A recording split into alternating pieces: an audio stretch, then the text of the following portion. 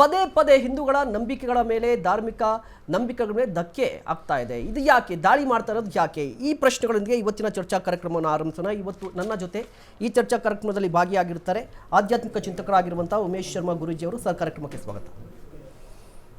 ಅದೇ ರೀತಿಯಾಗಿ ವಿದ್ಯಾರ್ಥಿ ಮುಖಂಡರಾಗಿರುವಂಥ ಉತ್ಕರ್ಷ್ ಅವರು ಕೂಡ ನಮ್ಮ ಜೊತೆಲಿದ್ದಾರೆ. ಸರ್, ಕಾರ್ಯಕ್ರಮಕ್ಕೆ ಸ್ವಾಗತ.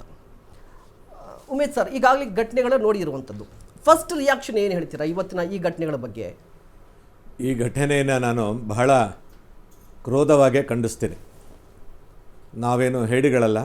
ನಮ್ಮ ಸಮಾಜವನ್ನು ಅವಮಾನ ಮಾಡಿದ್ರೆ, ನಮ್ಮ ಸನಾತನ ಭಾರತೀಯ ಹಿಂದೂ ಧರ್ಮದ ಆಚರಣೆಗಳನ್ನು ಅವಮಾನ ಮಾಡಿದ್ರೆ ನಾವೇನು ಸುಮ್ಮನೆ ಕೂರೋದಿಲ್ಲ ಅಂಥೇಳಿ ಎಚ್ಚರಿಕೆ ಕೊಡ್ತಾಯಿದ್ದೀನಿ. ಅಧಿಕಾರಿಯನ್ನು ತಕ್ಷಣ ಸಸ್ಪೆಂಡ್ ಮಾಡಬೇಕು ಅಂಥೇಳಿ ನಾವು ವಿನಂತಿ ಮಾಡ್ತಿದ್ದೀವಿ. ಸಸ್ಪೆಂಡ್ ಮಾಡದಿದ್ದರೆ ನಾವು ಉಗ್ರವಾಗಿ ಇಡೀ ರಾಜ್ಯಾದ್ಯಂತ ಹೋರಾಟನೂ ಮಾಡ್ತೀವಿ. ಮಕ್ಕಳ ಮೇಲೆ, ವಿದ್ಯಾರ್ಥಿಗಳ ಮೇಲೆ ಈ ರೀತಿಯಾಗಿ ಮಾನಸಿಕವಾಗಿ ಆಘಾತ ಮಾಡಿ ಅವರಲ್ಲಿರುವಂತಹ ಪ್ರತಿಭೆಯನ್ನು ತುಳಿದು ಇವರು ಸಮಾಜವನ್ನು ಕಟ್ತೀವಿ ಅಂತಂದರೆ ಇದು ಇಡೀ ವಿದ್ಯಾರ್ಥಿಗಳ, ರಾಜ್ಯದ ಕೋಟ್ಯಾಂತರ ವಿದ್ಯಾರ್ಥಿಗಳ ಭವಿಷ್ಯತ್ತಿನ ಪ್ರಶ್ನೆ ಆಗುತ್ತೆ. ಯಾವುದೇ ಸಮಾಜದ ವಿದ್ಯಾರ್ಥಿಗಳನ್ನು ಅವಮಾನ ಮಾಡಬಾರ್ದು. ಅವರ ವಸ್ತ್ರಗಳ ಬಗ್ಗೆ ಆಗಲಿ, ಅವರ ವೈಯಕ್ತಿಕ ವಿಷಯ ಆಗಲಿ, ಅವರ ನಂಬಿಕೆಗಳಾಗಲಿ, ಇವು ಯಾವುದನ್ನೂ ಅವಮಾನ ಮಾಡಬಾರ್ದು. ಶಿಕ್ಷಣ ಅನ್ನೋಂಥದ್ದು, ಆಧ್ಯಾತ್ಮಿಕ ಶಿಕ್ಷಣವನ್ನು ಕೂಡ ಈ ಅಧಿಕಾರಿಗಳು ತೆಗೆದುಕೊಂಡು ಅವರ ಕಾರ್ಯವನ್ನು ನಿರ್ವಹಿಸಬೇಕಾಗತ್ತೆ. ಭಾರತ ನಂಬಿಕೆಗಳ ರಾಷ್ಟ್ರ, ಭಕ್ತಿಯ ಆಚಾರ ವಿಚಾರಗಳ ರಾಷ್ಟ್ರ ಆಗಿದೆ. ಅದರಿಂದ ಇದನ್ನು ನಾನು ಉಗ್ರವಾಗಿ ಖಂಡಿಸ್ತೇನೆ.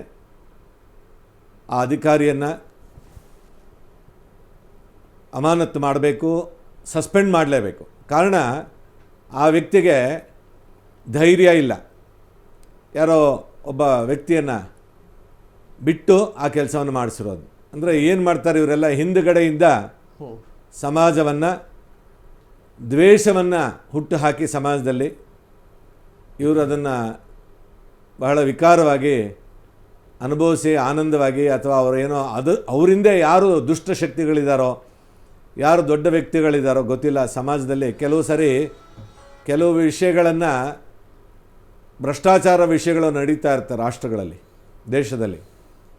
ಅಂತಹ ಸಂದರ್ಭದಲ್ಲಿ ಇಂಥ ವಿಷಯಗಳನ್ನು ತಂದು ಹಾಕಿ ಇಡೀ ರಾಜ್ಯದ ಜನಗಳ ದಿಕ್ಕನ್ನು ತಪ್ಪಿಸುವಂತಹ ಘಟನೆಗಳೂ ಆಗುತ್ತೆ ಅಂಥೇಳಿ ಇಡೀ ರಾಜ್ಯದ ಜನ ಮಾತಾಡ್ತಾ ಇದ್ದಾರೆ.